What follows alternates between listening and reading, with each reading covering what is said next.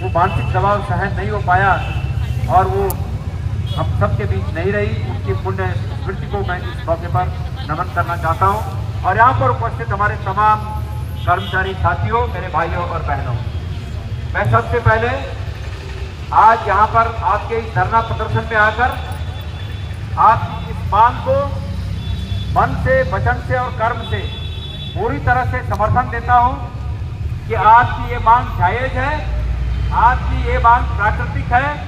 सरकार को तमाम न्यायालयों की बातों को मानते हुए और प्राकृतिक न्याय के उस सिद्धांत को, मानवता के उस सिद्धांत को स्वीकार करते हुए आज के आज इस मांग को मानकर तत्काल प्रभाव से आपके धरने को समाप्त करने की बात करनी चाहिए और ये कहना चाहिए कि हमने आपकी सब बातें मान ली। लेकिन मेरे प्यारे साथियों, मेरे आने के बाद आपकी मांग मानी जाए कि आप भी जानते हैं कि इसमें सच्चाई क्या है और मैं भी जानता हूं सच्चाई क्या है। मेरे बहुत से साथी इस बात को मुझसे पहले से कहते आ रहे थे कि गोदियाल जी आप धरने में आइए, लेकिन मैंने अपने साथियों से कहा कि भाई मैं पहले ही अगर तुम्हारे धरने में आ जाऊंगा तो तुम्हारे काम में अगर होना भी होगा तो सरकार को बहाना मिलेगा कि तुमने गणेश गोदियाल को बुलाया, आप थोड़ा और वेट करेंगे। तो मैंने सोचा कि हमारा राजनीतिक हित पार्श्व में रहे और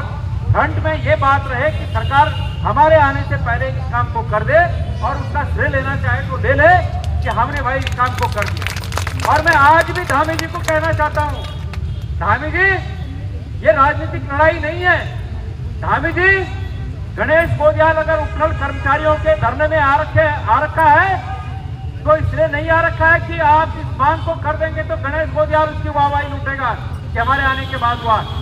गणेश गोदियाल, धामी जी वो व्यक्ति है कि आप आज ऐलान करिए कि हम उपखंड के कर्मचारियों का इनकी मांगों को पूरी कर रहे हैं और माननीय न्यायालय के आदेशों को मान्य कर रहे हैं। गणेश गोदियाल शाम को गुलदस्ता लेकर आपके पास इन भाइयों के साथ पहुंचेगा। हम इसका श्रेय आपको देंगे, लेकिन एक बात का ध्यान रहे धामी जी, आप इस बात का इंतजार मत करिए कि हमारे रगों में बहने वाला खून खोलने की हदें पार कर जाए। इस बात का इंतजार मत करिए।